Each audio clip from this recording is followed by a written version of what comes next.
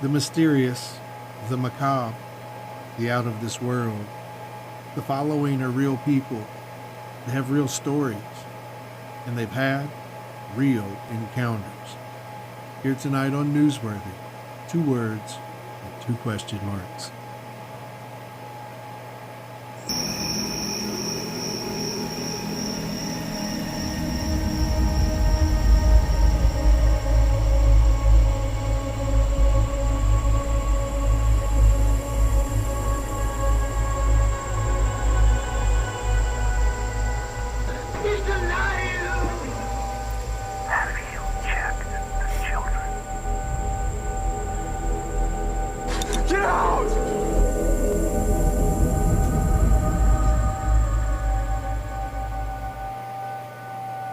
Welcome tonight to Encounters. I am so excited. Tonight is a super duper special Encounters.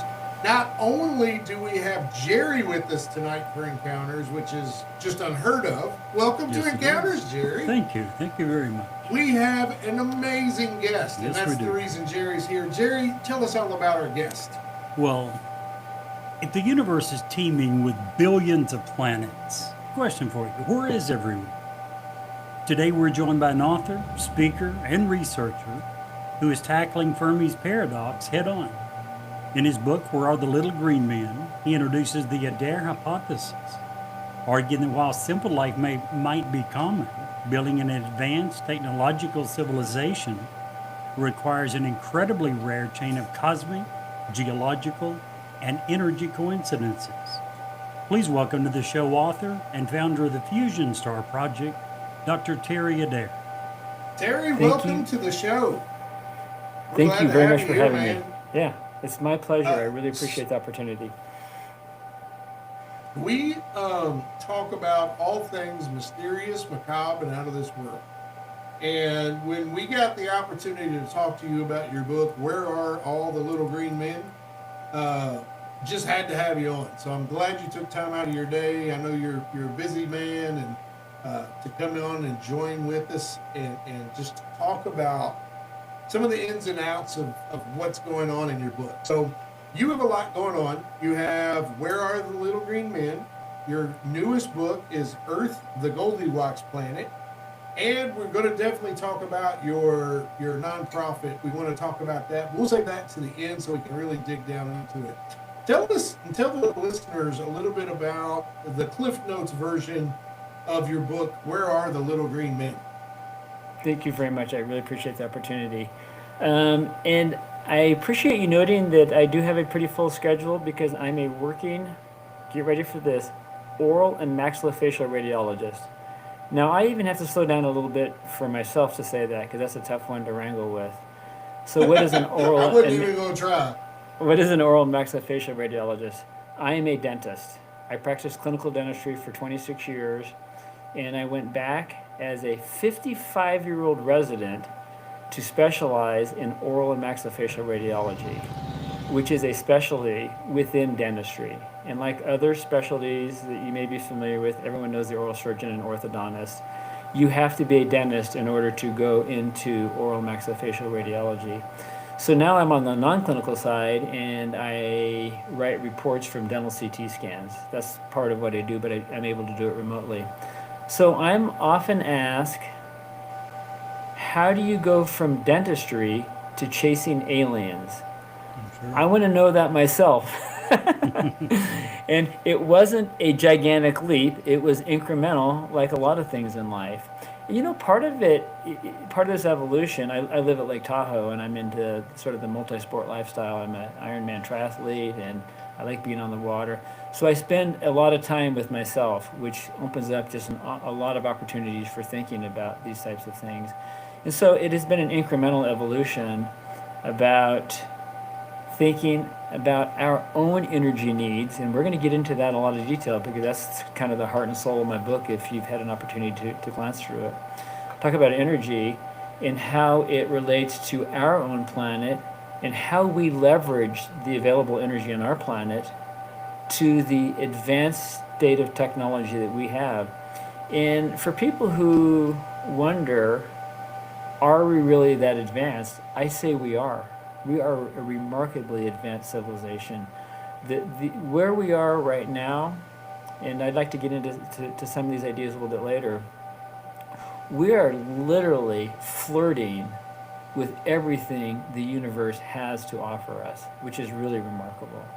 Some of the scientific discoveries that are going on right now, particularly in physics and astronomy, and the kind of the very, very small and the very, very big of our universe, is really remarkable.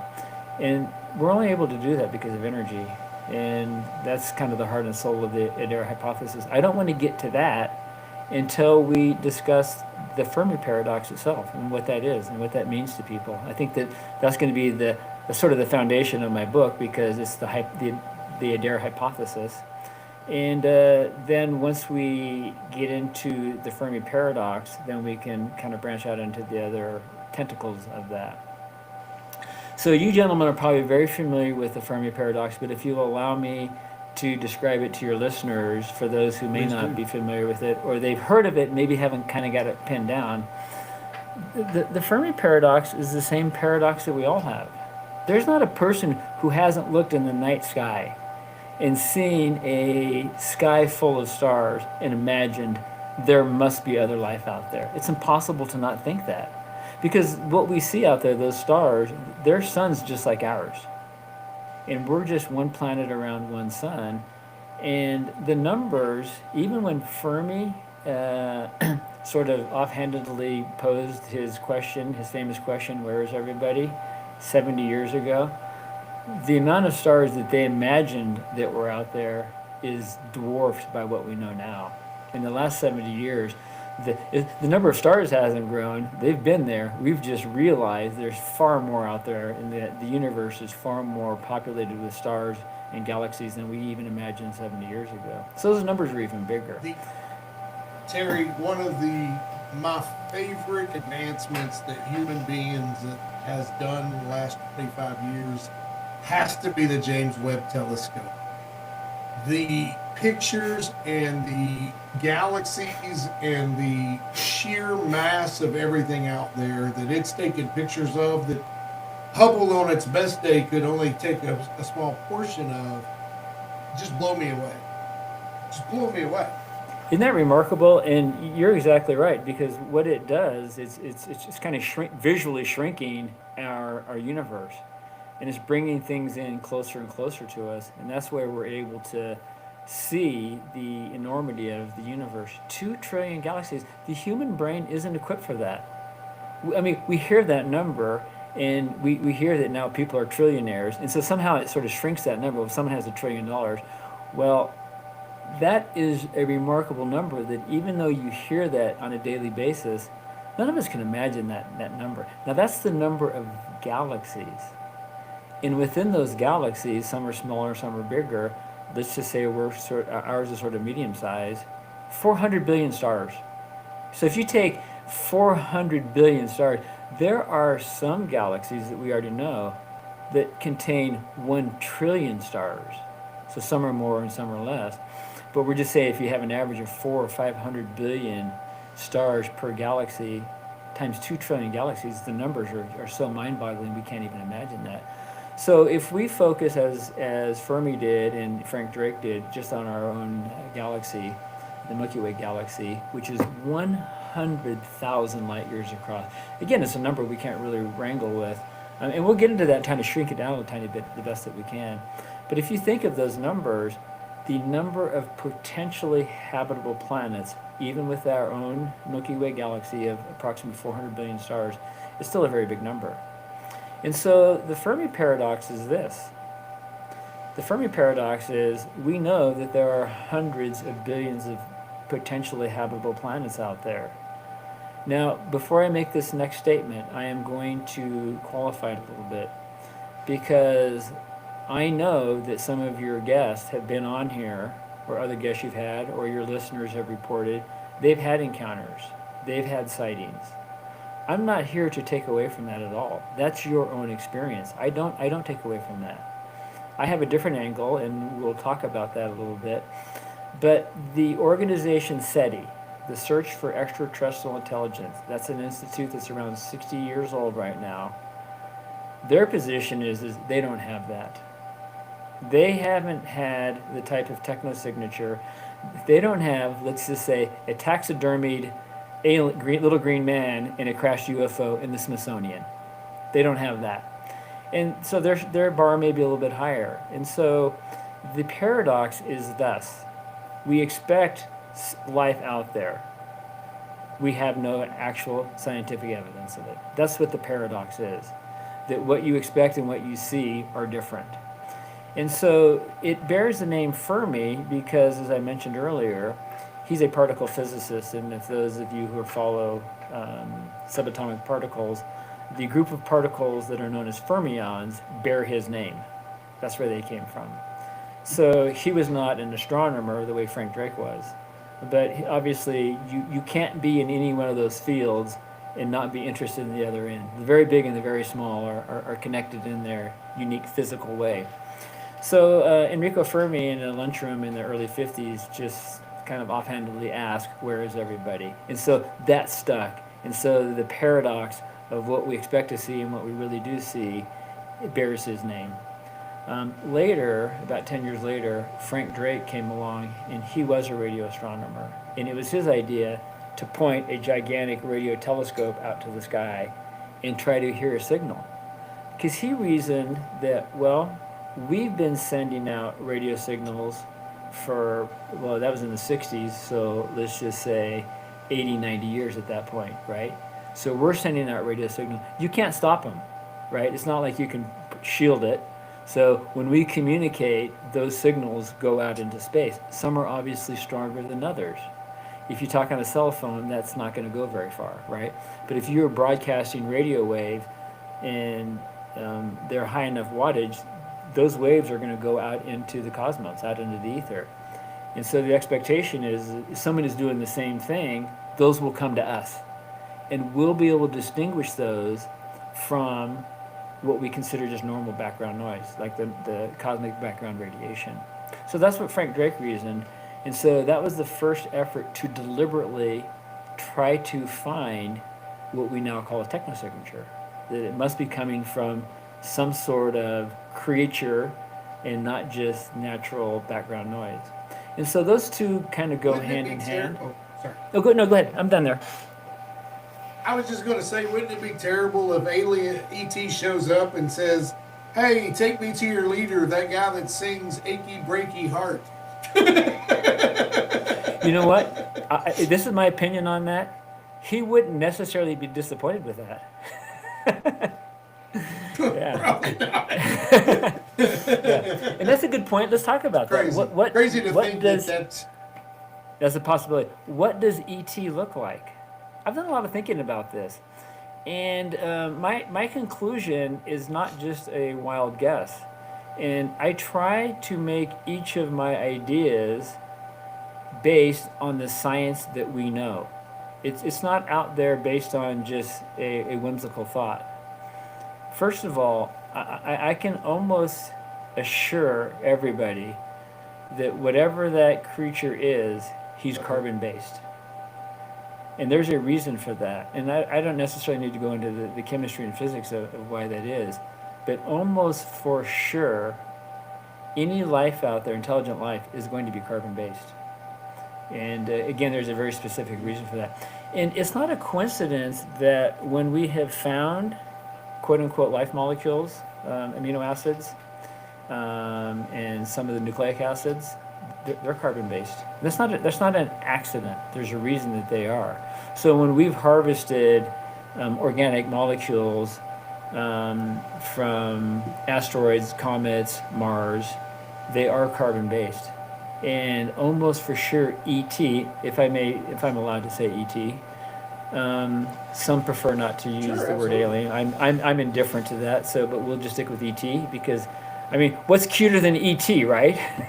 Everybody knows that, and so at least we have common ground. It's the notion that some advanced intelligent life form comes, knocks on our door, and wants to listen to Achy Breaky Heart. That he wouldn't be disappointed. So ET almost for sure will be carbon-based, And I'm going to go a step further. He'll be very similar to us. He may or may not be green. Really? But E.T. will be similar to us. And there are very specific evolutionary reasons why that will happen. None of these things, there's a convergence of this. Nothing starts, pardon me, nothing is spontaneously created fully formed. Everything evolves incrementally over time. That's just a mandatory requirement.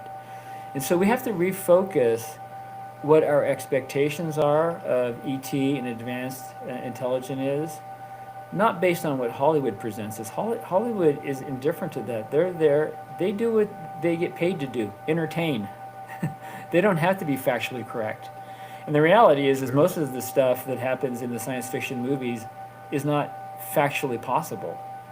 Not necessarily impossible, but it's highly constrained. And that's what I do in my book, is take a realistic approach to what is possible. And again, it does not, my position is not that there are not little green men, but there probably aren't as many as we might think there are. Terry, one of the things that, and you're right, some of the things that we talk about here leads us down some pretty good rabbit holes. One of the rabbit holes that you bring up that you feel like they would evolve into something that looks very similar to us. One of the things that we notice here on Earth, especially in sea creatures, is that the tendency is for them to all start to evolve into a crab-like, that apparently the crab is the apex of what they can evolve into. So you don't think that that would be more apt, or do you think the two legs, two arms would be a better scenario? Didn't know that was coming, did you? Dolphins I didn't either. I love that. Dolphins are smart. Dolphins are considered, in fact, the bottlenose dolphin is now considered to be number 2 behind in humans in their intelligence. They'll never, they don't want to go to the moon. They don't know how to play chess. We can't send them to dolphin school and make them understand calculus. So there are constraints on that. It's not that they don't have a dolphin professor. There are limitations on and they're constrained on their intelligence.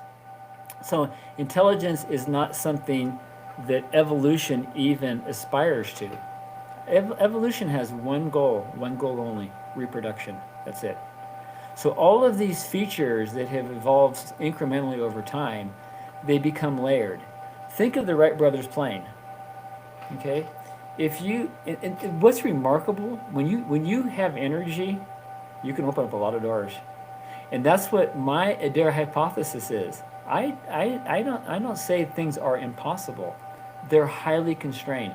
If you can demonstrate a plausible energetic pathway over time, anything is possible. That's the key. That's what people assume exists throughout the world that doesn't, throughout the universe, I should say. The energy is not out there like people imagine it to be, and that's what the Adair hypothesis is sort of structured around. But let's focus on the intelligent part of it. Dolphins can't be made to be smarter. If you took 2 other very common animals, the shark and the crocodile alligator, right? They've been around for hundreds of millions of years.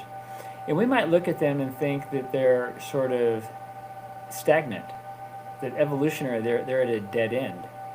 I disagree with that. I think that what they have done is they're at a pinnacle of success.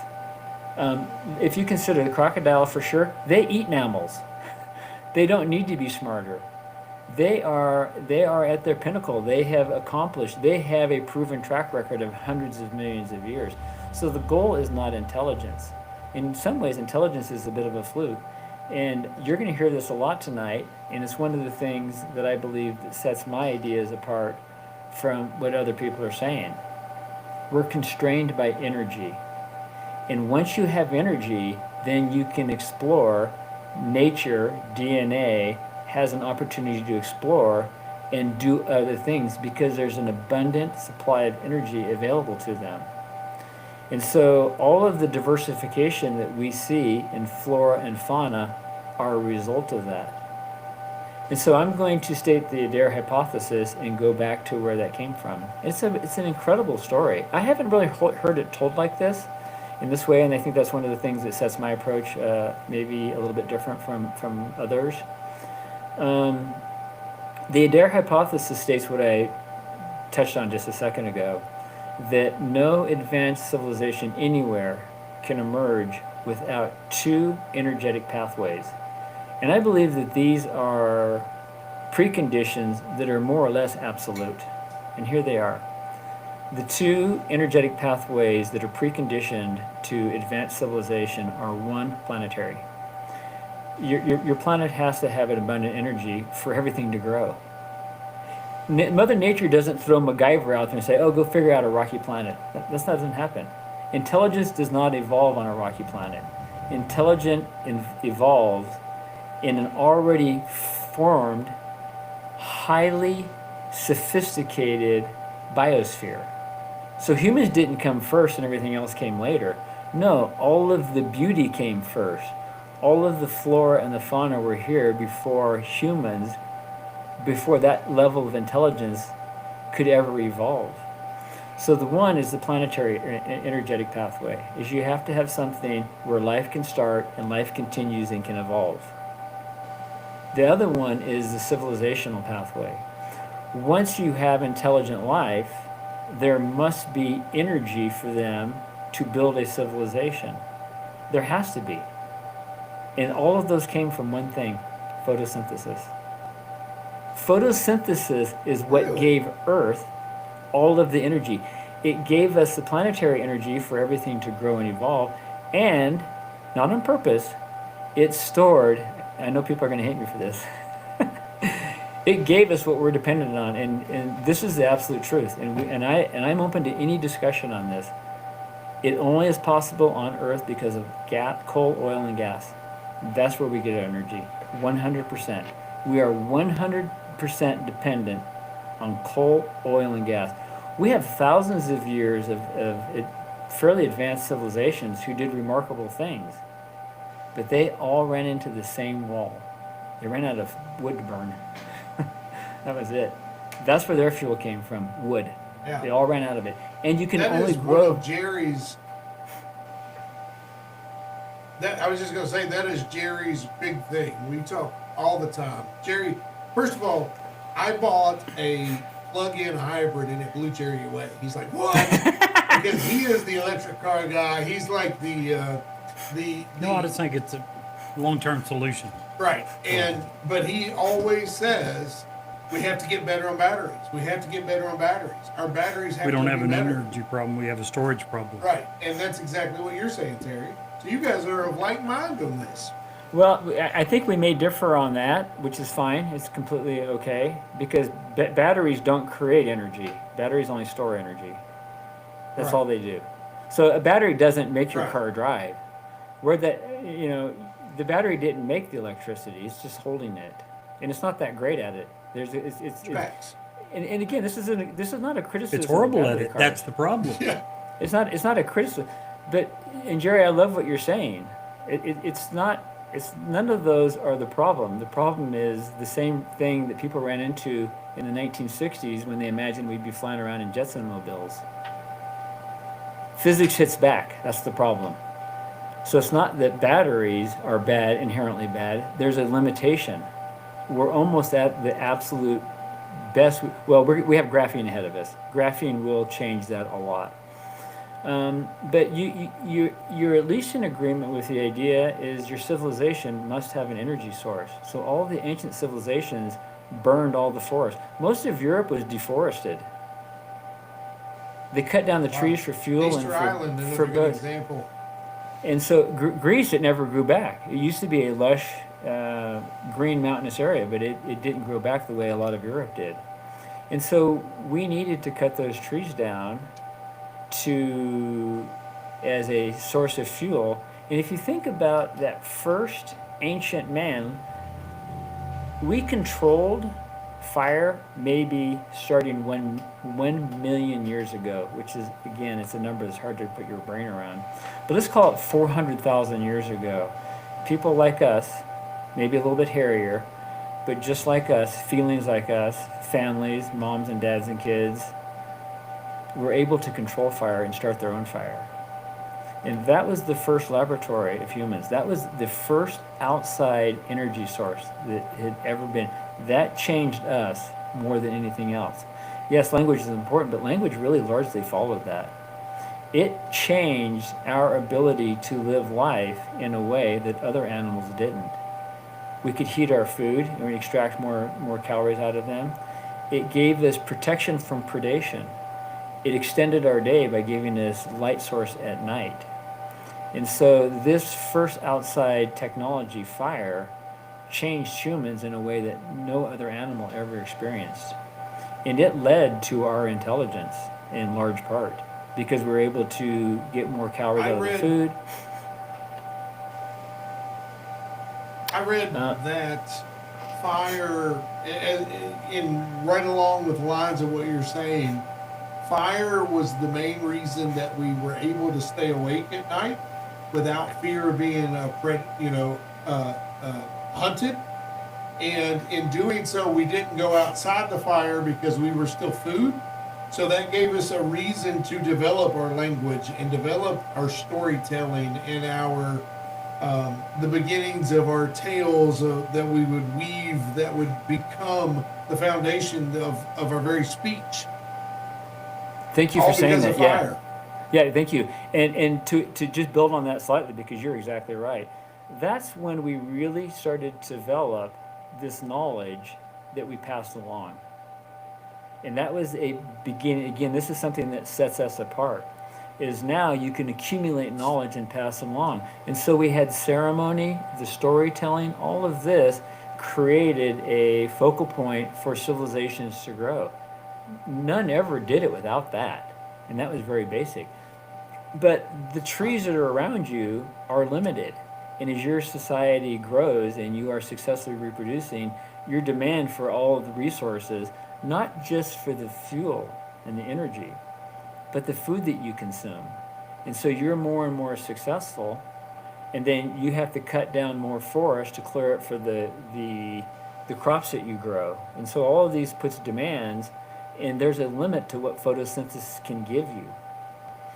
And so the civilizations were all limited. They were big, and the people were remarkably intelligent. If you told me to figure out how far the sun is or what the circumference of the earth was, I couldn't go out and figure it out. But people did thousands of years ago, okay? So it wasn't lack of intelligence. They had a lack of energy. If you look at the Roman architecture, and the Indus Valley was even more remarkable because that's a little bit further back.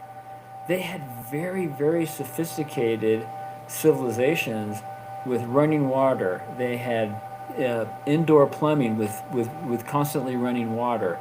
They had fountains, and they had bridges and roadways and built remarkable buildings. And so the intelligence was not the problem. They were remarkably intelligent. It was an energetic limitation. And once we discovered coal, I'm going to tell you guys some things that are going to be pretty shocking. Once we discovered coal, it was an energy multiplier. Most people right now could probably reach into their wallet or their credit card and have $100. I don't know what the price of oil is right now, but it's probably around maybe a little bit more, maybe a little less than $100. Okay? If you are able to go buy with $100 a barrel of oil, the energy equivalent in there is astonishing. If anyone has gotten on a treadmill at their club or a strider or pedal bike or whatever, and you look at that little meter, you can comfortably put out about 75 or 100 watts. Now, if you were to do that every day for 2,000 hours, that's considered a normal working year, right? You get a 2-week vacation, 8 hours a day, 2,000 hours. That's 10 years of that in a barrel of oil. Human effort. That's the force multiplier I have a question that fossil fuels gives us. Terry, I have a question about fossil fuels.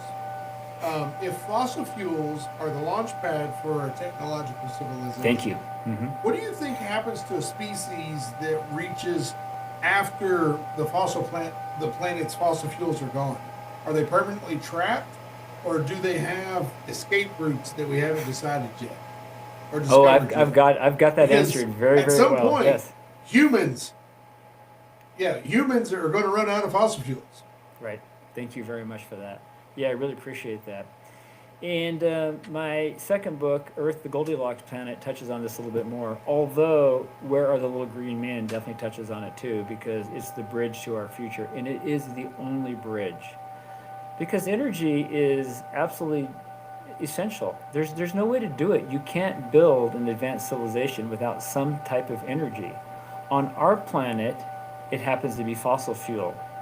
And it was a gift of Mother Nature, unknowingly, of burying trees and phytoplankton for hundreds of millions of years for us to discover later. Now, let me give you an idea of what amount of energy we've used right now. Most of us have had the experience of pulling up to a train crossing right when the arms are going down. And you have a doctor's appointment on the other side, right? We've all done that. And the bars come down, the lights are flashing, the bells are clanking, and you see this clank clank, a coal train going across in front of you. So you know it's going to be a mile or a mile and a half long. And you have to start to wonder of the amount of energy in that coal. It's going to go someplace and do something for us, right?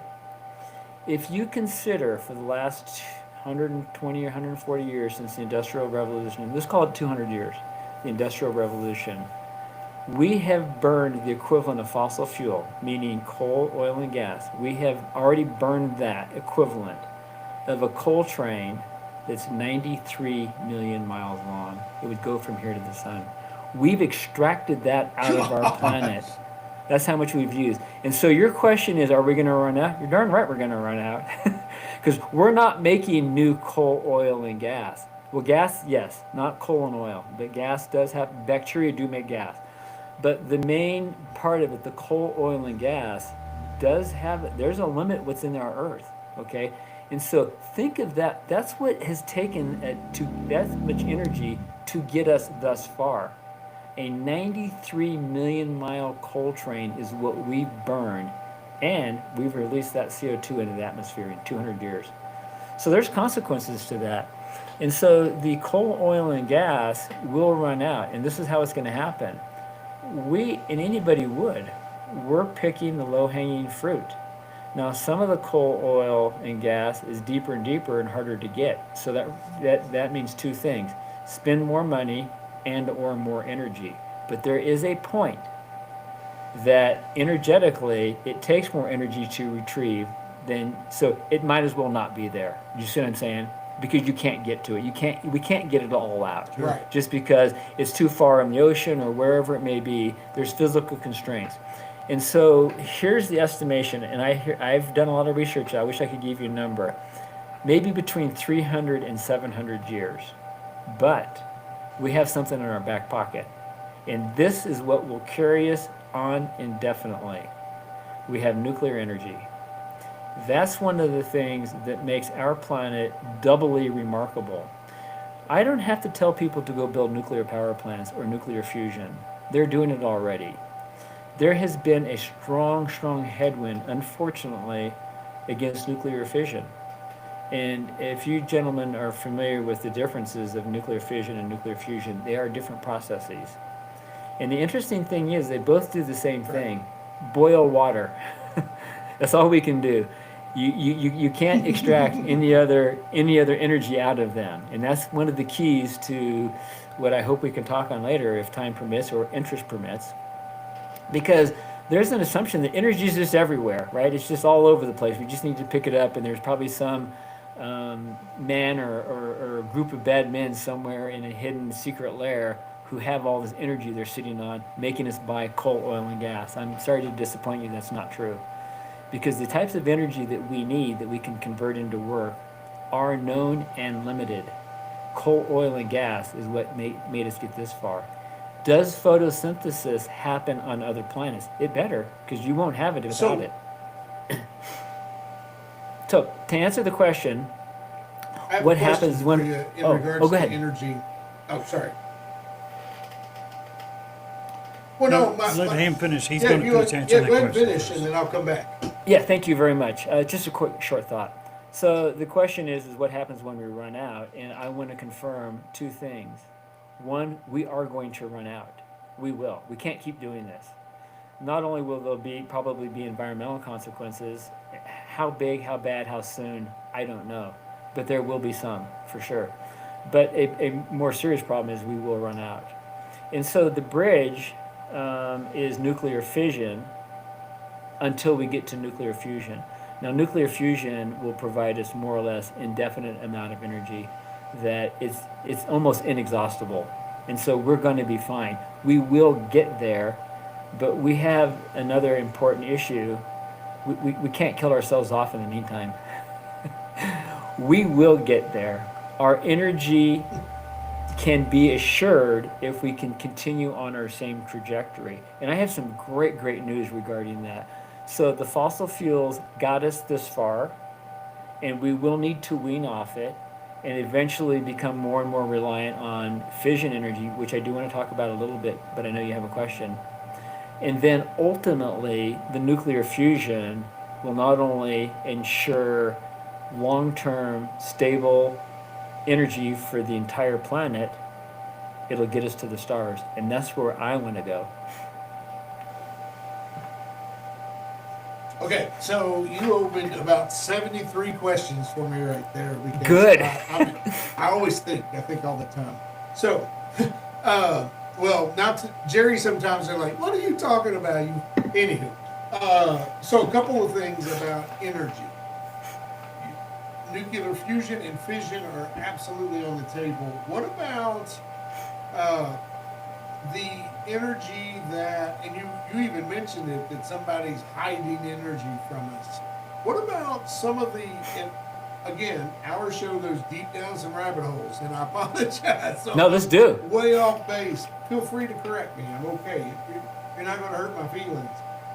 But 0 point energy, as an example, is something that Nikola Tesla showed that is viable, is a real thing through his Waldron Tower in New Jersey. Right. And every single time, actually was researching this today, that someone has some sort of magnetic power, or 0 point energy where they put in very limited and get out those all seem to disappear. For whatever reason, as soon as they request a patent, the government shows up, they go away.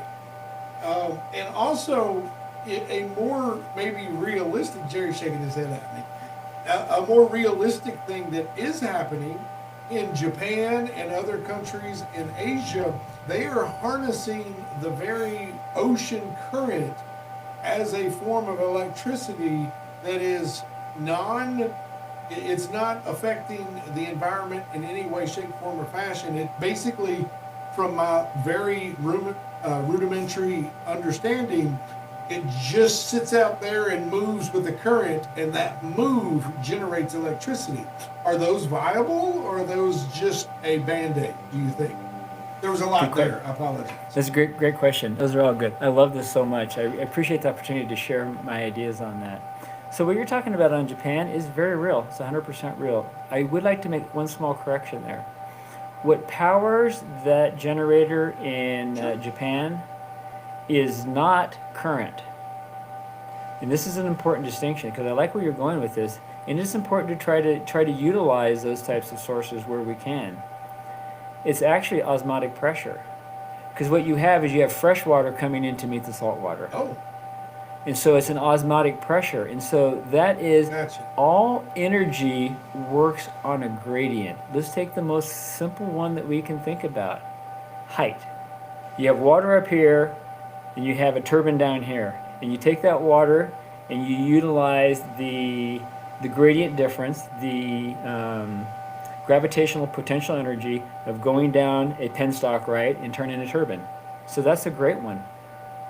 You can imagine that there's limits of what nature provides you in terms of you have water up here and you can put a generator down here.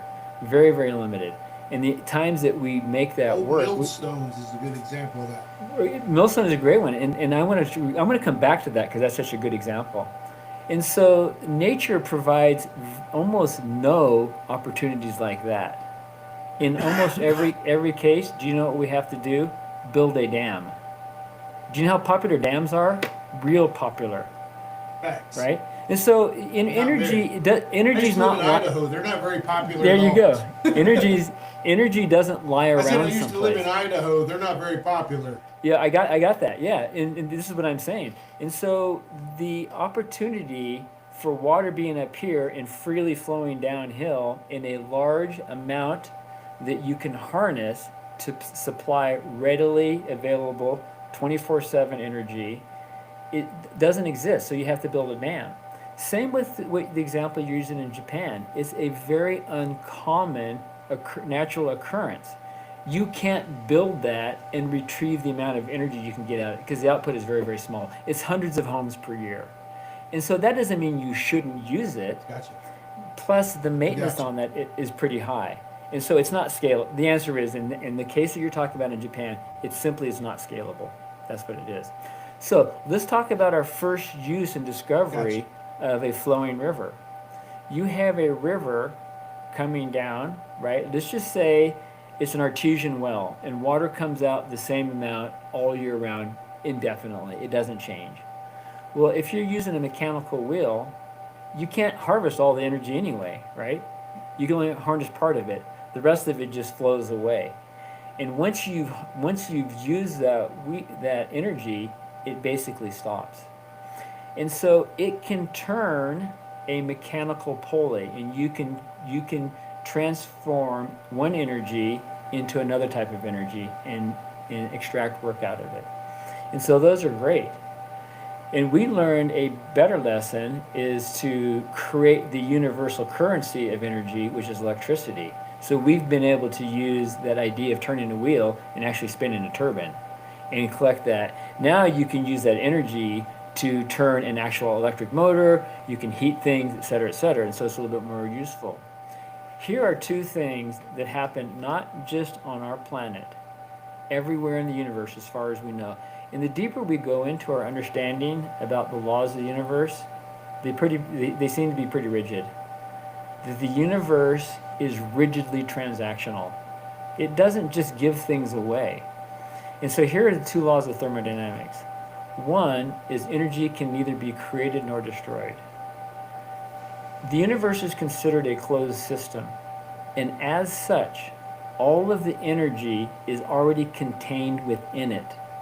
All you can do is capture it, transform it, store it, transmit it. You cannot create your own energy.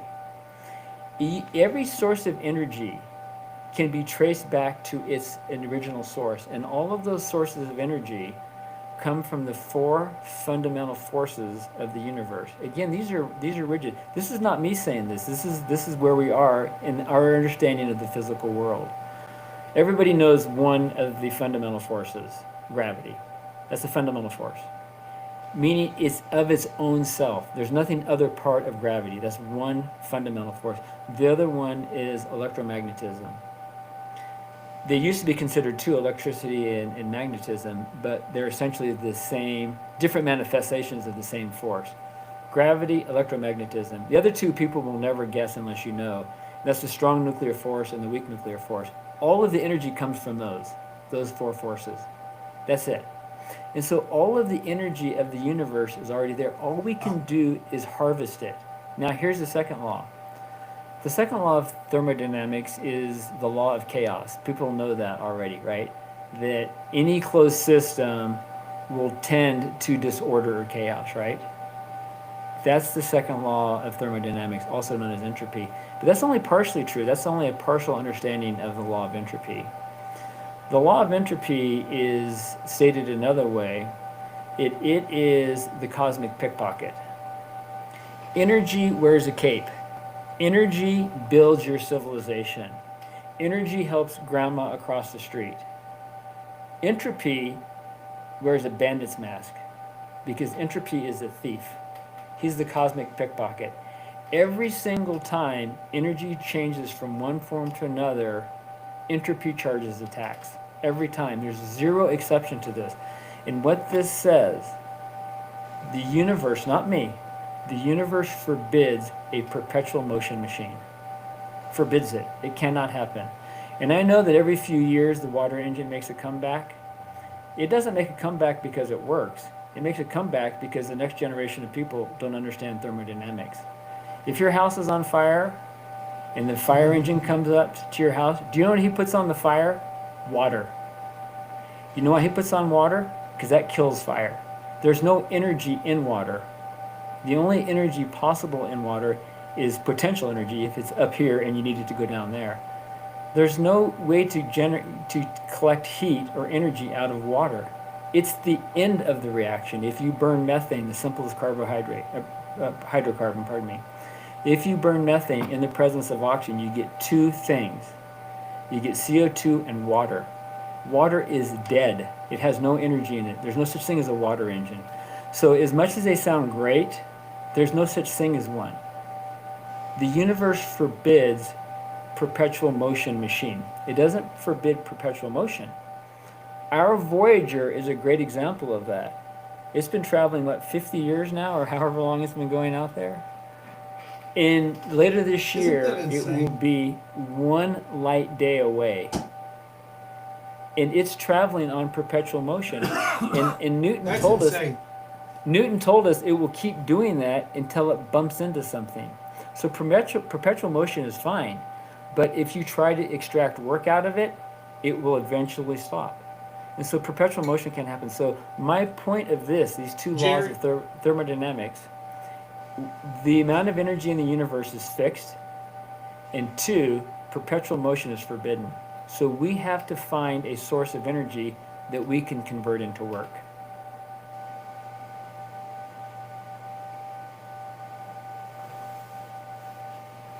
I don't know if you know this, Terry. Jerry was 50 when they launched Voyager 1 and 2. He's an old dude. You know what, Jerry? You look great. Apparently. So Considering the age, yeah. To be as old as you are. So without Oh, go ahead. So without being able to extract an energy that's readily available to us for work, we have nothing. We have the coal, oil, and gas. We do have nuclear fission, and unfortunately, this is what we have to deal with, and we must overcome this, and I think that we will. Nuclear fission was built out of warfare. That's where it came from. And the initial reactors weren't for civilian power. They were breeder reactors. And they realized that, there's a lot of waste heat here. We could boil water with it and generate electricity. And so that wasn't the intent of them. And so our early reactors, Chernobyl, 3 Mile, those weren't built necessarily for civilian energy. They were built for warfare. And I understand, I don't want them either. And the reality is that you have to use your uranium, and they breed plutonium. Those are the most efficient reactors. And we don't want that. Nobody wants that. And so that's why there's a lot of resistance. And then there's a real misunderstanding about the risk and hazards and dangers of nuclear isotopes. They're not friendly. They have to be managed, but they can be managed. And so the old nuclear reactors are just that. They're old. The technology is so far advanced. And we don't even need to build those gigantic ones that we used to. We need to build the small modular reactors. And thankfully, it's happening right now. Through President Trump, this is not an endorsement of President Trump, so I want to make that very clear. I'm just saying that now he has sort of fast-tracked these small modular reactors, and they're finally going somewhere. This is not a problem of physics or technology. This is 100% policy. This constrained us. So now they've just permitted a lot of them. And in Idaho, they have this fantastic nuclear plant there. That's where the first civilian electricity came from, nuclear reactor in Idaho. And so now we're starting to get the portable, well, they are portable, but you don't move them around. You can build them in a factory and take them someplace, if that makes sense, right? Rather than building these gigantic ones with these. when you It see does. those big cooling towers, that's not the reactor. The reactor's in another building nearby. Those are just cooling towers. So, but they're still massive and gigantic. We don't need to do that anymore. We need to build these small, portable, I think that is built in the a factory. very scary thing for people to see. Now, tell me about what part is. Yeah. Normally, when you see a nuclear reactor, a nuclear facility, it's very scary. It's a scary looking thing.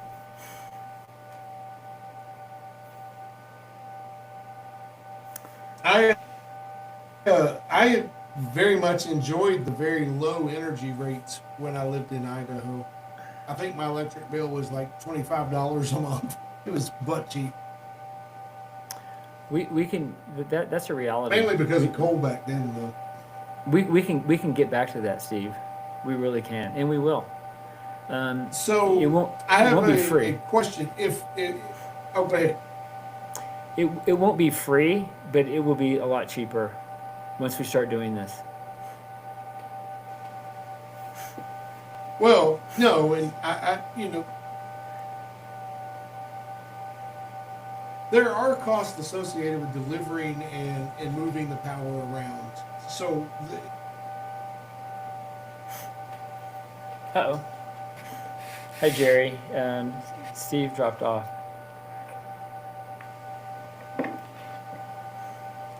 Jerry, do you still hear me?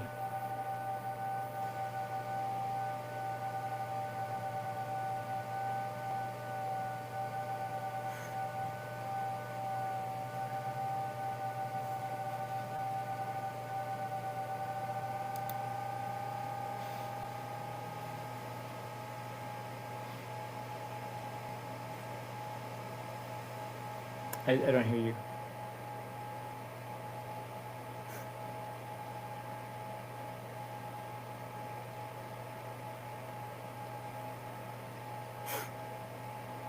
I don't hear you.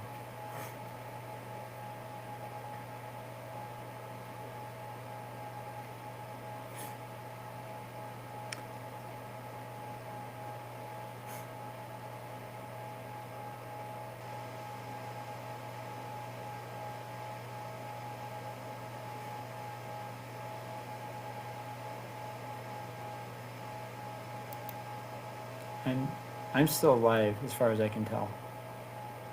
My microphone is still hot.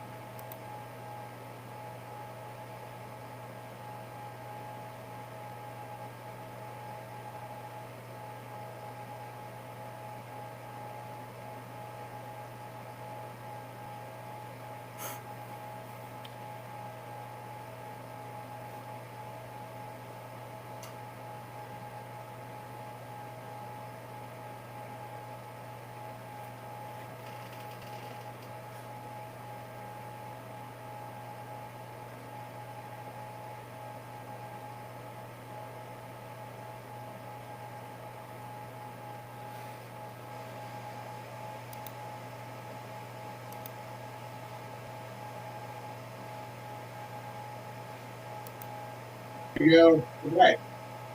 Sorry about that, Terry. I hear you now, Steve. I don't see your video, but I hear you. Good deal. I'm glad we're back. I'm going to cap that at 52. I'm going to Thank pause you. for just a second for a quick bathroom break. Not a And then problem. We'll come back. We'll go use the restroom. We'll come right back because I don't want to. I'm having a blast with this conversation. Me too. I sent Jerry a text saying, "Man, this guy is ridiculously smart. I got to pick it." Thank you.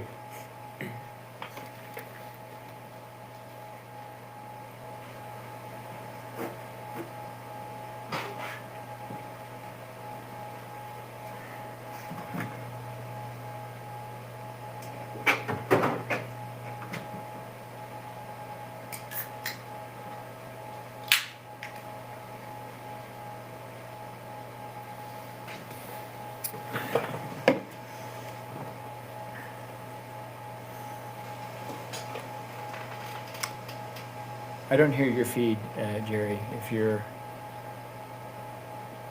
do you hear me? Not if you hear me.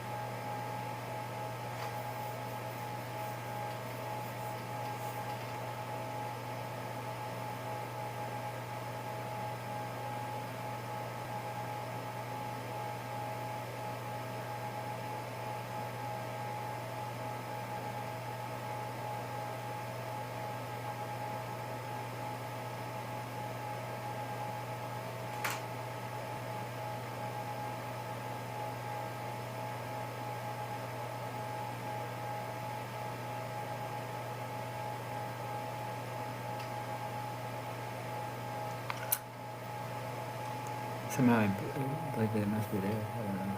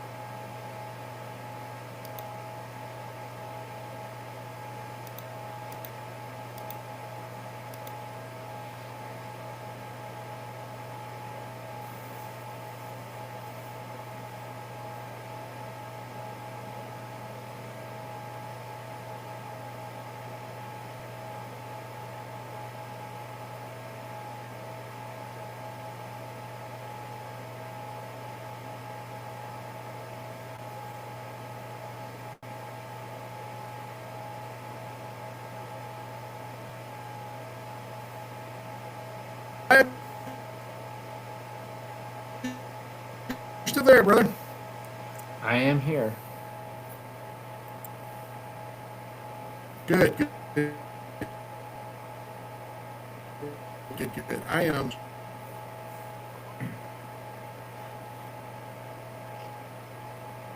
There we go. Perfect. Perfect. Oh, did you hear me okay? Everything's good? I hear you now. Everything's sweet? Good? There seems to be a little delay in the audio and video. Okay, perfect. I think we had an issue fall apart. Jerry, ready?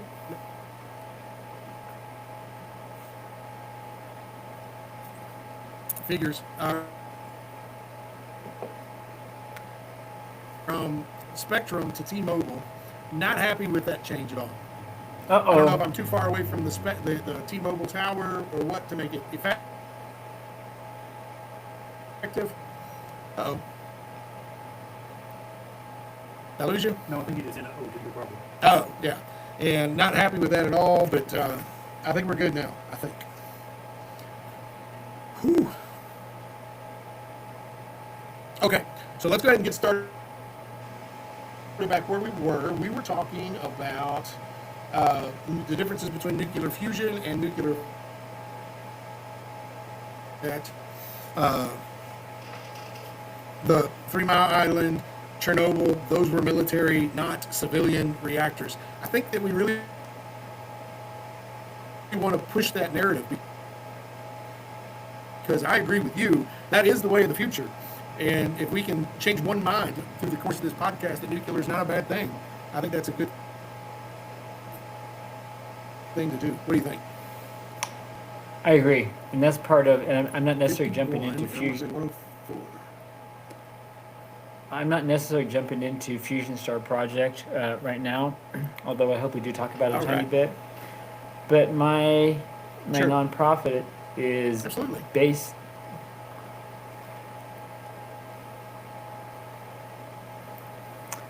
My nonprofit is based on that idea, is energy literacy. And the two headwinds that we're going up against right now is the fact that nuclear fission was born out of military purposes. And that's very real. And I understand that. And the other one is that radiation is dangerous, and it is dangerous, but it's completely manageable. And the newer reactors are far safer than the reactors that are 50 and 60 years old. And so if we're stuck in the mindset that we're going to build reactors the way we did 50 or 60 years ago, understandably, there could be a concern. But what we've done is we're evolving our knowledge. And it's not that we didn't know back then. The goal still for 50 years is to breed plutonium. We don't need to do that now. And so the newer reactors, especially the thorium reactors, don't have a military grade type of breeder process in them. And so they don't give you the plutonium. And the smaller reactors are just that. They're smaller, so they don't have as much of the radioactive materials in them anyway. So we do need to sort of change public minds that this, in answering Jerry's question earlier, it's not an option, people. It literally is not an option. Are you and I going to run out of fossil fuel? No. Our grandkids aren't going to run out of fossil fuel. Humanity will run out of fossil fuel. It's unstoppable. That is going to happen. There's not another energy source out there. And I'm going to talk about that because I want to make this very clear that the Dyson sphere is not a solution. It simply is not. It was born in the Kardashev scales, and the Dyson sphere was born out of the hubris and the swagger of the early 1960s. And believe me, it was earned. We were traveling the speed of sound. We were going in orbit. We split the atom. This is all true. And we're at a period of time, if you could imagine it, you can achieve it. Unfortunately, physics hit back. And we suddenly learned we're not building a flying car anytime soon. In fact, right now, everyone watched the Jetsons. I know that you two watched the Jetsons, right? We watched the Jetsons, and there's two things we wanted. A flying car. Jerry especially. I think he was helping write them. So we wanted flying cars, and we wanted Rosie the robot. We're going to get Rosie the robot first. And do you know why we don't have Rosie before? Energy. That's what it is. We didn't have batteries big enough or good enough to have a portable robot. We do now.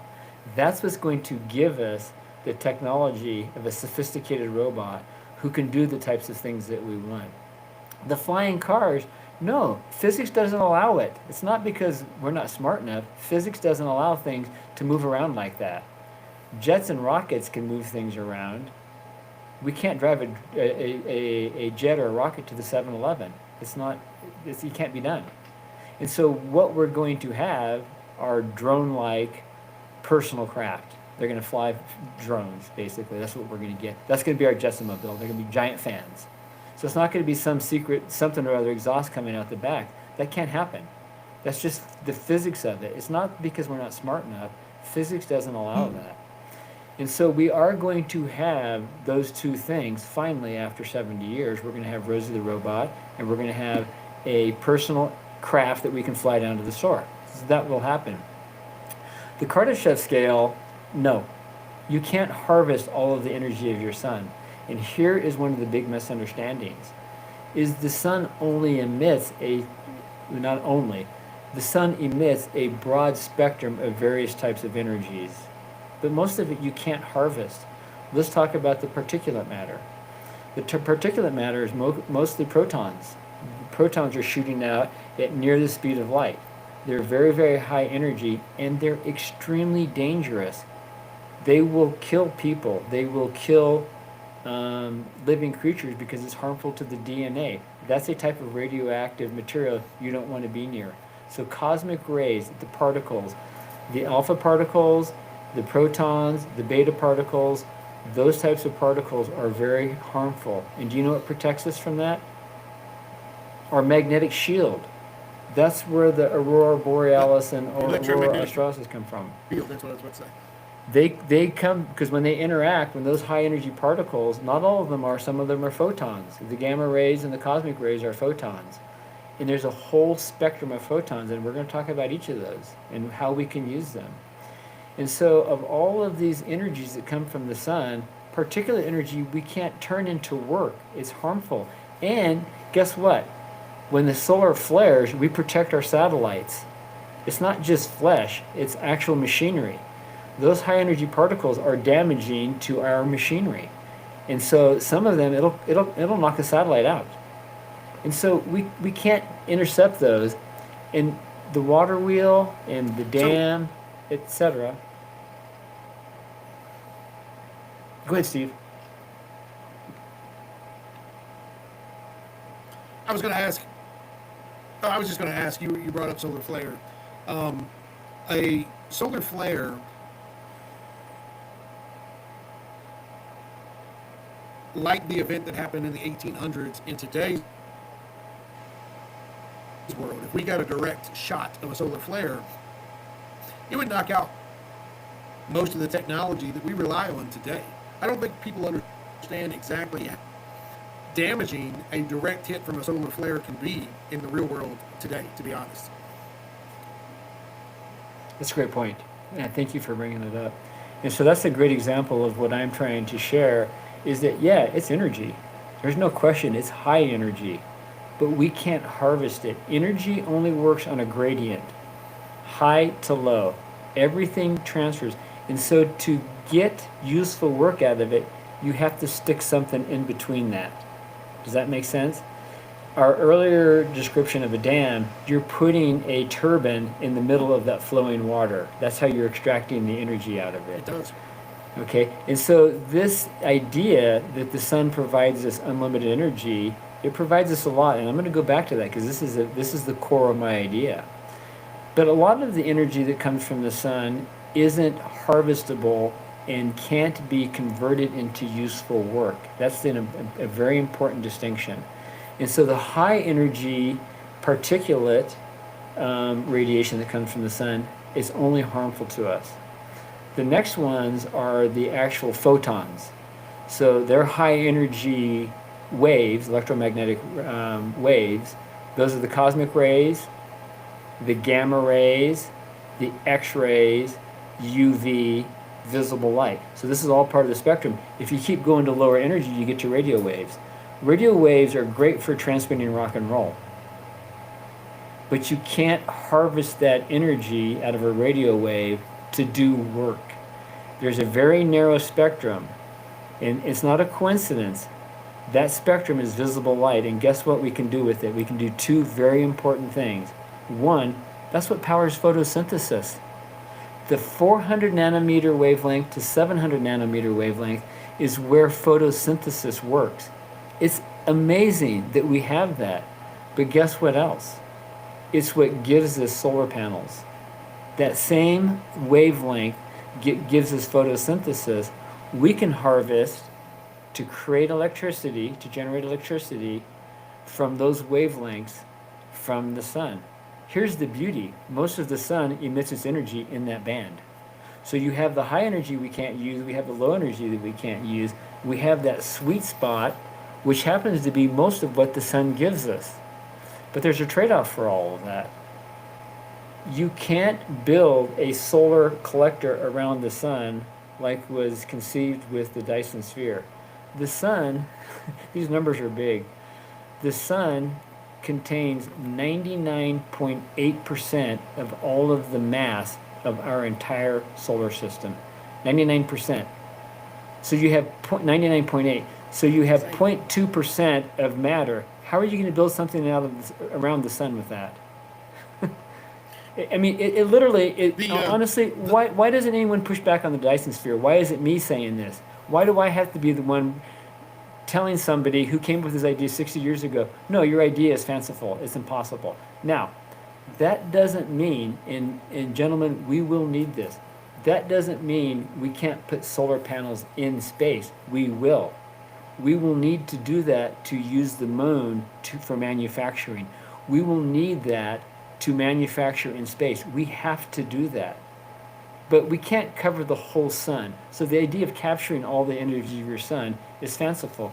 Most of the energy is not harvestable, and what is comes in a limited spectrum, and it has a maximum known output that can be captured. We can't go beyond that. And here's where entropy comes in.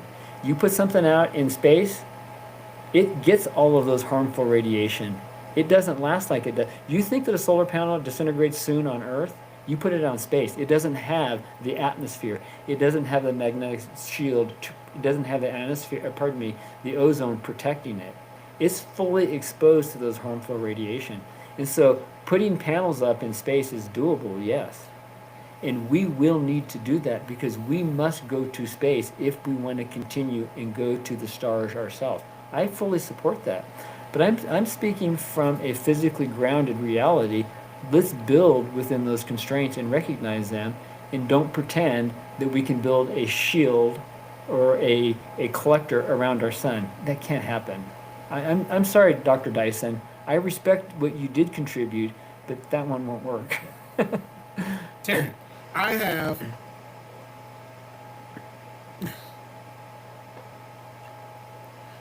have a bazillion questions for you. Every time you go into a talk, I just want to ask a bazillion questions. It's really hard for me to be like, stop talking, let me talk. So, sorry, it's just how my brain works, ADHD and all. So, Brian Cox agrees with you, especially about the physicist that's on all the videos. He specifically says the most rare thing in the entire universe probably is wood, because of what you're saying. Photosynthesis, the ability for that process to develop on other worlds, regardless of how close or how far they are from the sun, that process is so rare, and that trees, in whatever form they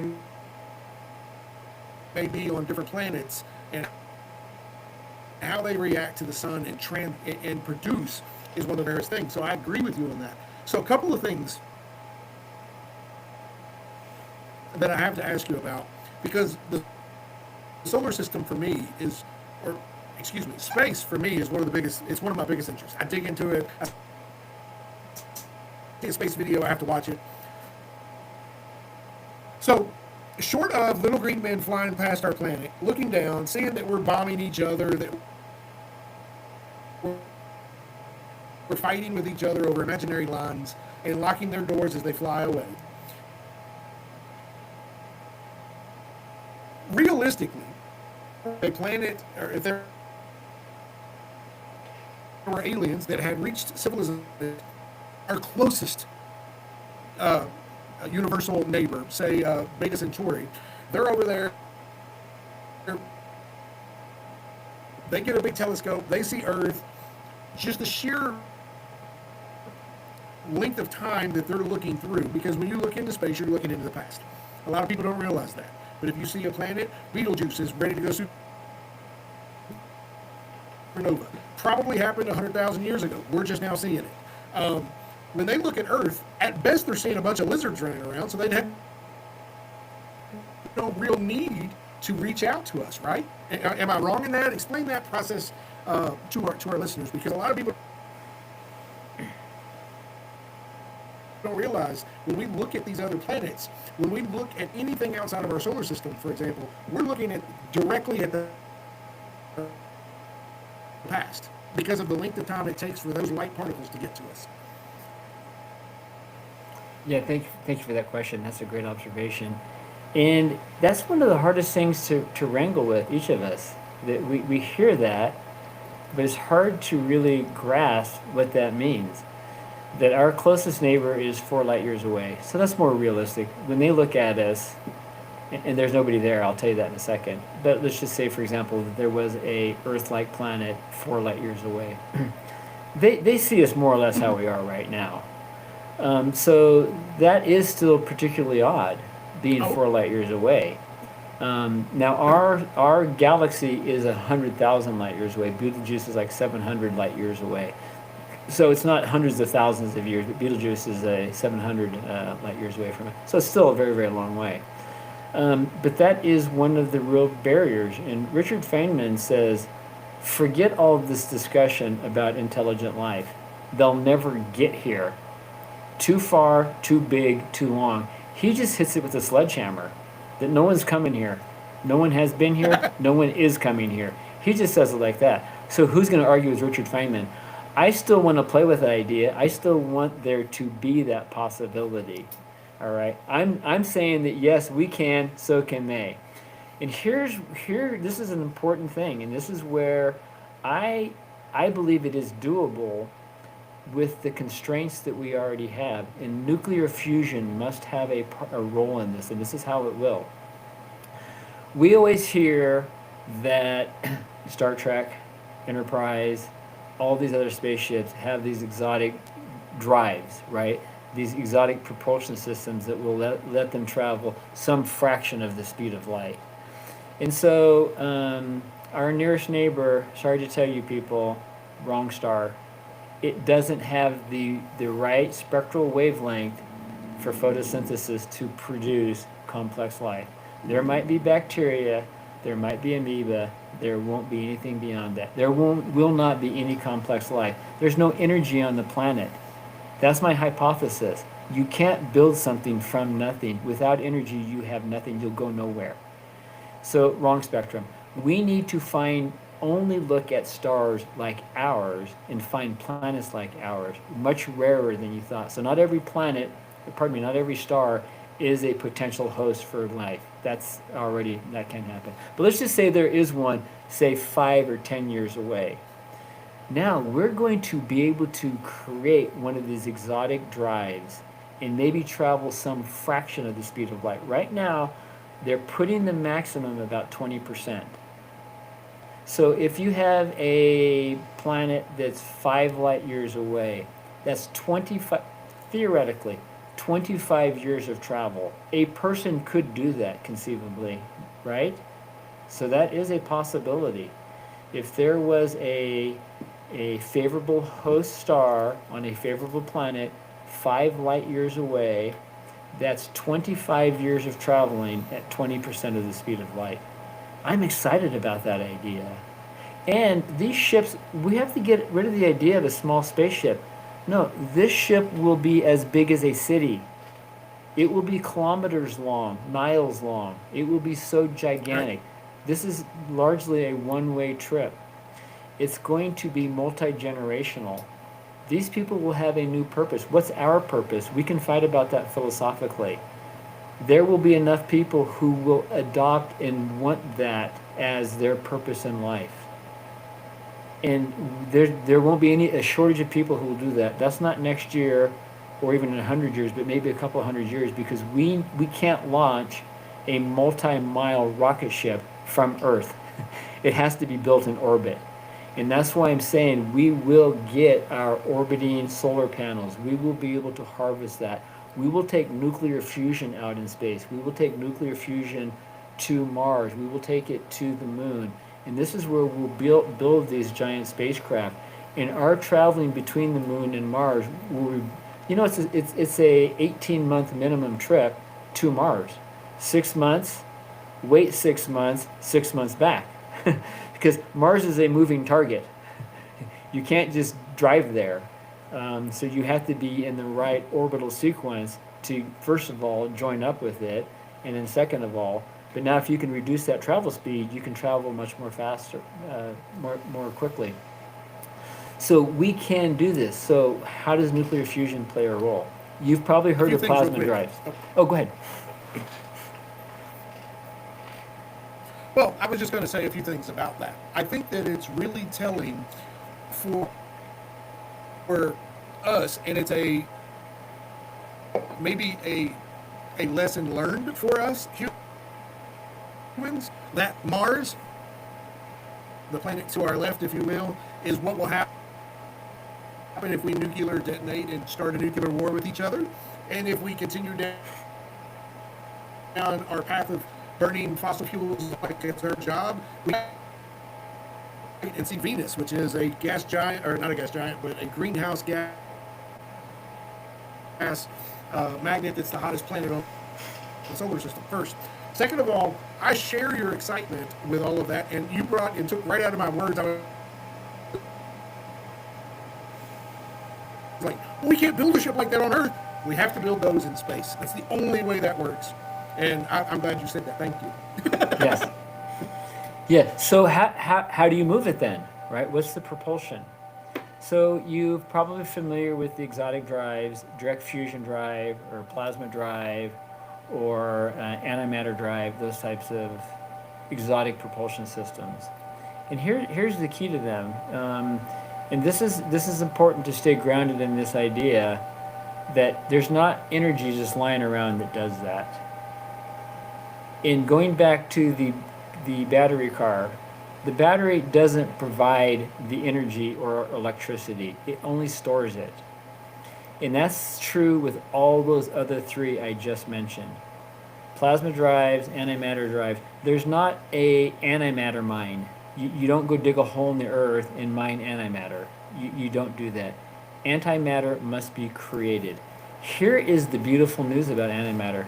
We drove it around in a truck for 25 miles. That is astonishing.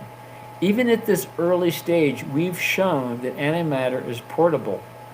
It has to be created in a gigantic atom, a proton smasher. Yeah, in CERN, this very year. They have a container. Now, antimatter is a peculiar stuff, this antimatter. It reacts instantly and violently with matter as soon as it contacts it. And so it releases, and I'm going to get to this because I want your listeners to get a better understanding of this energy stuff. It releases a violent storm of quote-unquote pure energy. So antiprotons is what they really are. Antiprotons must be created in a proton smasher, and we get them from CERN, the Large Hadron Collider. We generate them. They're not easy to generate.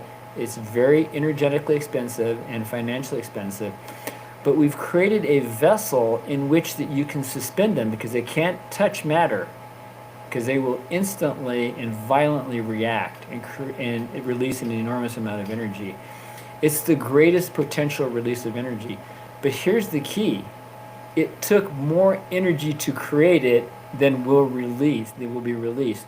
Go back to the second law of thermodynamics. Entropy charges its tax every single time. And that's why I'm telling you, the zero energy, that stuff is fanciful. There is none of it's proven. It's just an idea. It's fanciful. That's not to say that there's not electromagnetic energy, because Terry, you can. Oh, go ahead. I have two questions, and then I want to talk about your other book, and I definitely want to save some time for the Fusion Project. Yes. So, question one that I have: if technological civilizations are so rare, then statistically we may be the first. What does that mean to you? Is that a privilege, a burden, or even a warning? Yeah, thank you for that question. That's a great question. I think it's not only a privilege, but it's an honor. It really is. But I also think that it's a tiny bit of a burden, because we have a humanitarian imperative now, and this is very important. We can't kill ourselves. We do have knowledge. We do have consciousness. We have something that's, and I love Brian Cox. I could listen to. I flew to London in January to listen to him speak. That's how much I admire Brian Cox. And a couple of things. He's kind of like Jerry. He's got a butter voice. Yeah, he says a couple things that I mostly agree with. One of them is that we may be the only advanced civilization in our Milky Way galaxy. Now, he may have come to that conclusion the same way, but that's his opinion. We may be it. But time span is so fantastic. There may be some before us. There may be some after us.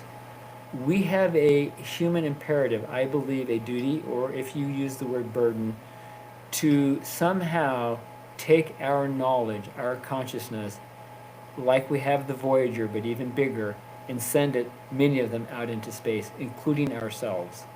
And so there is a bit of a duty there, I think, but it's a privilege, and we must recognize just how special we really are. And that's kind of how I built into my book, is with hope and optimism. I am very, very optimistic that all of these things that we hear about will be overcome.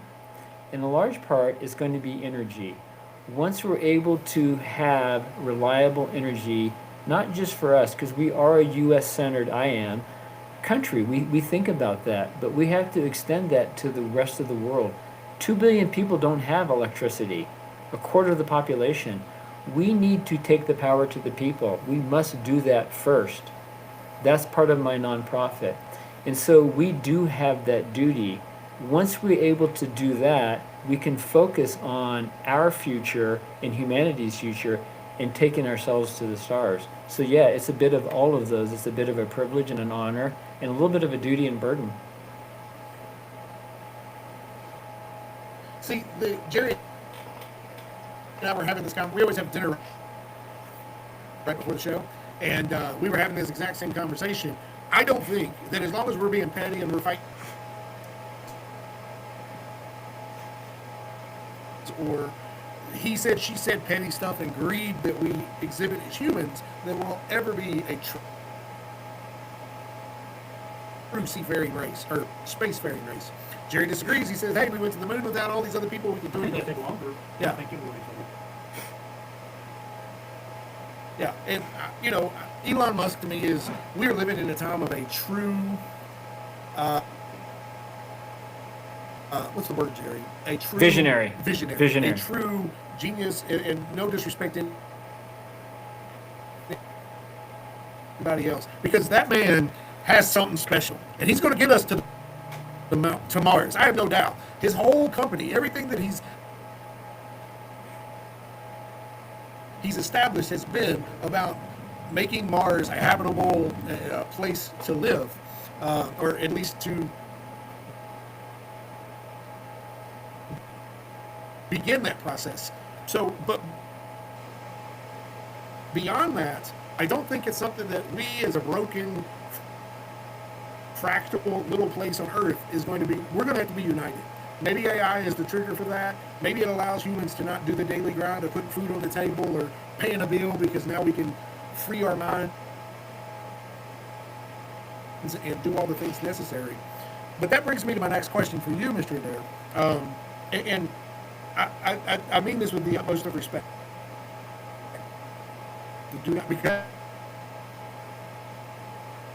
I heard more in talking to you in the last hour and a half than the last 6 months, and I appreciate you being here. I mean that. Thank you. But I have to ask a question from a biblical perspective, because it is who I am. In Genesis, humanity itself is described as given dominion over the earth. If your hypothesis is correct, and technological civilization, does that idea of dominion take on a literal scientific meaning? Meaning, we have been handed stewardship. Almost no other species in the entire universe has ever been granted that privilege of handling. Because I don't see any world, and this is just me speaking freely, where we and the universe and God all can't coexist. What's your thoughts?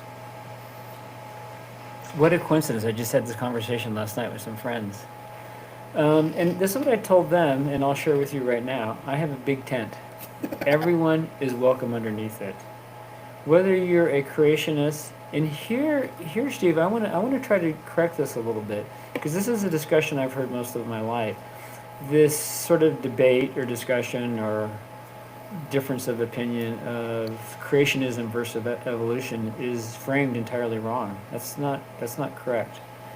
Evolution is indisputable. It's a known scientific fact. Now, before you react to that, hear me out, and I think you'll probably agree with this a little bit more.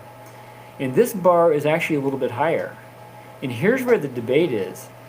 The debate is not creationism versus evolution. The debate is creationism versus abiogenesis. How did life start? That's a harder bar. And honestly, I'm torn between that. Frankly, I am. I grew up in science. My whole mind works scientifically. But the more I get into this, the more I begin to wonder myself. Now, it may be that, and some people postulate this, that a greater power set all of this up for evolution to take place, created the environment under which it could occur, and then evolution occurred, right? And I don't have an argument against that. Abiogenesis is the actual slow incremental process of basic chemistries of life: carbon, oxygen, nitrogen, hydrogen, combining together and playing in the presence of energy. Not a bolt of lightning, people. Get that out of your mind. No. It took over hundreds of millions of years of slow incremental changes with a steady supply of energy. You'll never get away from that. And so their belief is that God put the coal, oil, and gas in our earth. And we're using the energy. That doesn't change my hypothesis. You don't build a civilization without it. So whether God put it in there, or this is a slow incremental process over hundreds of millions of years, you still need that energy. And we still need the energy from the photosynthesis to live today. You can't live without those two things. And so my tent's big enough to accept that idea. I do lean more heavily toward abiogenesis and the slow incremental changes of chemistry that gave rise to life. But I don't discount your point of view, and I don't just say creationism is wrong. I'm fine with either one of those. My hypothesis blends with both of those. Now, Brian Cox, who oh, go ahead. Well, yeah. Well, no, I was going to say I don't think that they're mutually exclusive. I think that we have proof that microevolution. I think that you can't look and say that didn't evolve here, but on that same flip of a coin, the grand scheme of everything within the universe That's a big reach, and I'm speaking strictly for me, that didn't have some sort of a designer. That's all. And I agree. I'm in your tent, brother. Trust. Thank you. I appreciate that. Yeah, I don't discount I'm with it you. because it is very complex, and we don't have the answer to everything. But that doesn't mean we know nothing. We know that there are constraints. We know that there are physical constraints. Einstein he set the cosmic speed limit, and massless particles. This is important. Right. Massless particles like photons must travel the speed of light. Particles that have mass cannot. It's prohibited to travel the speed of light. So Einstein gave us the speed of light. I don't know who gave us. Thermodynamics came out of the steam engine. Whoever did that gave us thermodynamics. So thermodynamics, these set constraints. And the farther we get into this, Maxwell's equations, these are locked in. There have not been exceptions to them. And so we do have that, but there's still much that we don't know. And I'm coming from the realm from which we do know. And that's where the basis of my thought is in what we do know. And we do know a fantastic, I mean, believe me, if you want to go down a rabbit hole, I can start talking about quarks and gluons and what holds us together. The fact that we're not actually, you'll love this, Steve and Jerry, gold is not made of gold. It's not. Like everything else is basically energy. It's a frightening thought. Right. I mean, it's As really, someone who is a gold pander, do you want I me love to tell you panning about for that? gold. It's one of my Do you very want me big to tell you? hobbies. So you're hitting right in that. It'll only take a Yes, minute if please you do. want to hear Open about that, it. Open that door. It'll only take a second. This is remarkable, and this just shows us how brilliant people Absolutely. have been. A Greek philosopher named Democritus, over 2,000 years ago, reasoned, if I have something, let's just say a gold bar, and I keep cutting it smaller and smaller and smaller, I'll get to the smallest thing it can be. And if you use the word, the roots, the Greek roots a in tome, a means not or without, tome means cut, an atom. Democritus gave us the word atom over 2,000 years ago, that if you keep cutting something smaller and smaller and smaller, you'll get to the smallest example of what that is, and that is an atom. That's pretty brilliant. But you know what he didn't say? And he didn't go on to say, and that thing is an atom, and it has a nucleus made of protons and neutrons encircling electrons. He didn't go that far. It took us 2,000 years to figure that out. But as it turns out, that's not entirely true. Because protons and neutrons are made of quarks, and they're held together with gluons. Quarks are fundamental particles like electrons are, meaning that you can't cut them smaller. We don't know what that matter is. But 97% of quarks are energy. And gluon is the force carrier of the strong nuclear force that holds the quarks together that make up the protons and neutrons. That's pretty scary. And so, believe me, folks, we are an advanced technology civilization. We know a lot. We're talking about the things that make up a proton and a neutron, and those are quarks. And so we do know quite a bit. So there are oh, go ahead.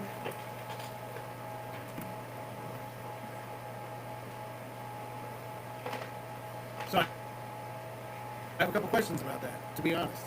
It brings up, again, and I've said it 100 times already, we cover some pretty big rabbit holes in this program. What do you think about the hypothesis that we are very likely, two of them, we'll just throw two at you just for kicks and giggles. Black hole, and that's why we don't see people. Or two, it is very likely that our whole existence is that of a, and this is the one that blows me away because I can't argue against it in any way, that our whole existence is that of a quark or a gluon, and that we are simply a part of a cell of a much larger organism has no idea we are even a part of it. Yeah, a couple of things. As I mentioned earlier, if you can demonstrate a plausible and sustainable energetic pathway it opens up the window for a lot of things to happen. So that opens up. Have there been aliens here before, or ET here before? Will there be in the future? Yeah, that's certainly possible. Are we part of something even much bigger? The answer is even though that sounds like to us, that just sounds like a crazy idea. The answer is we don't really know, and so we'll just set it aside until we have more information to either rule for that or against it. Even though it sounds crazy, what we're finding right now is crazy enough, right? I mean, we're finding out some pretty crazy things about our universe.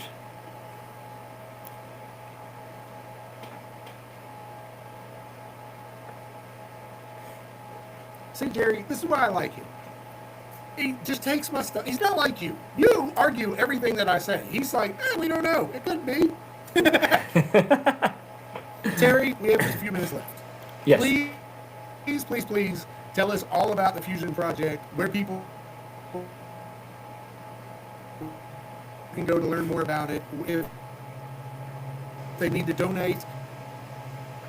We have a very generous group of folks that follow us. It's very worthwhile. It needs to be out there. Let's hear all about the Fusion Project and where they can get your books. Thank you very much. I'll make it very simple because I have a lot of content out in the ether right now, but I'll keep it very simple. TerryAdare.com. I can't believe in 2026 TerryAdare.com is still available, but yes.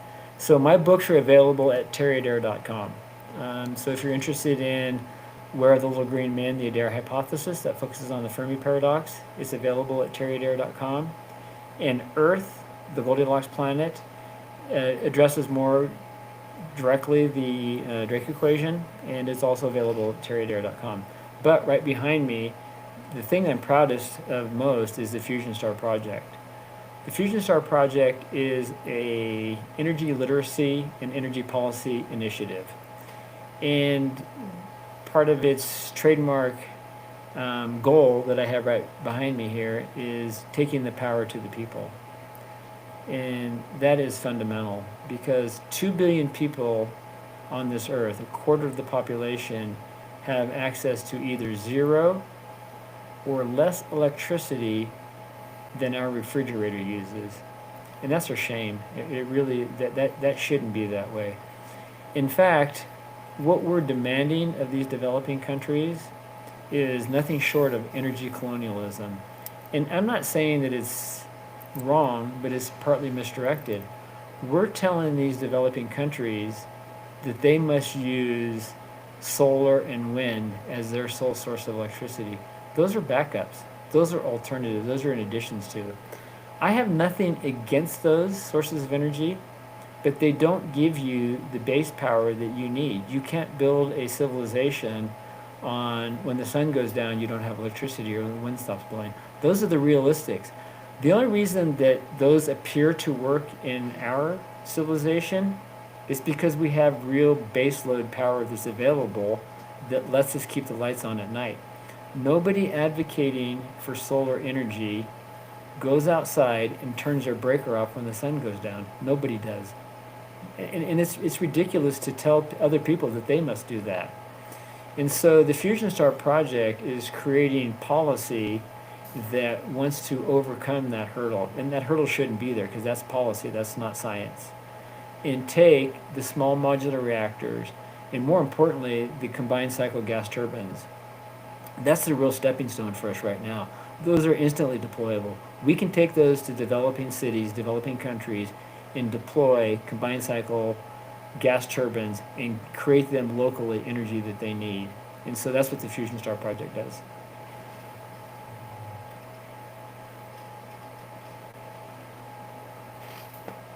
That is amazing, Terry. We were just starting several years ago, Jerry. We've been doing this podcast a little over almost 5 years now.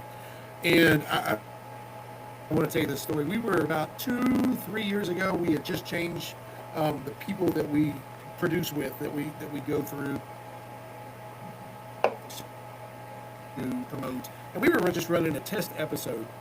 And there was a young lady, and Jerry, you're going to remember this, young lady from South Africa. They came on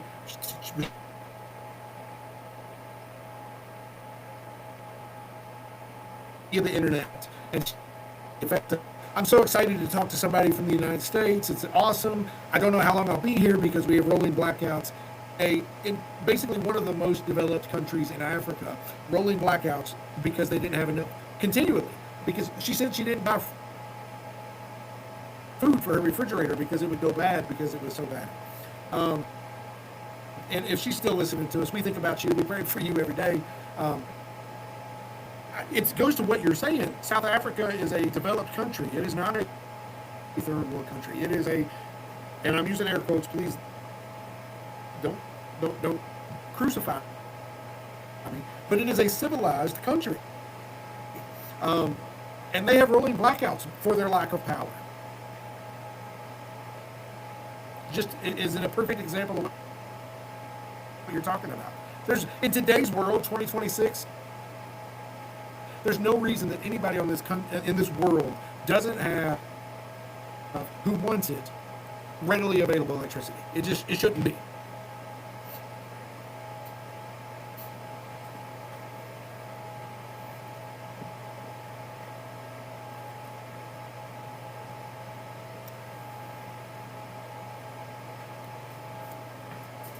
I think we have some pretty bad lag. I apologize for that. That's fine. I will go ahead and say, and I think, oh, there you are.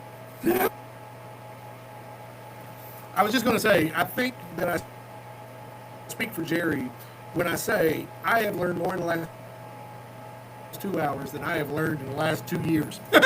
Thank you for that very much. Thank you, Mr. Terry. Yes. You, sir, are always welcome to come onto our program anytime. We're not going anywhere anytime soon. Thank you. And I am so excited for what you've got going on. And I plan on logging onto the Fusion Project as soon as we get off here and seeing what I can do to help, because I think that's a worthwhile project. Jerry, final words? Yeah, thank you very much. I really appreciate the opportunity to talk about this. And I would welcome very much an opportunity to return to your show, because I love this format a lot. And I want to piggyback on something you said a minute ago. First of all, fusionstarproject.org is the nonprofit energy initiative. But I want to piggyback on something you said earlier.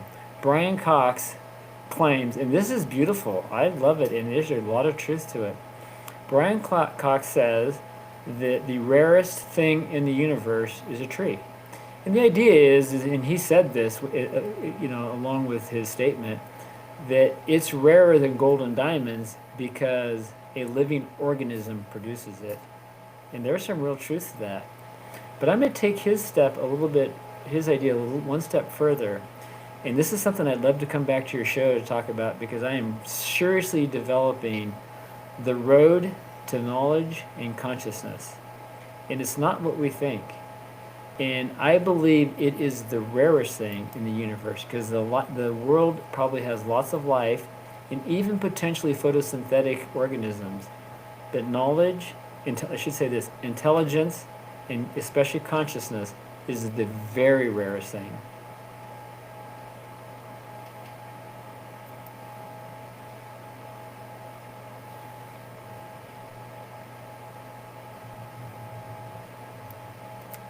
I'm excited to have you back. As soon as we get off, don't run away. We will Right. get on the books. I'm excited to have you back.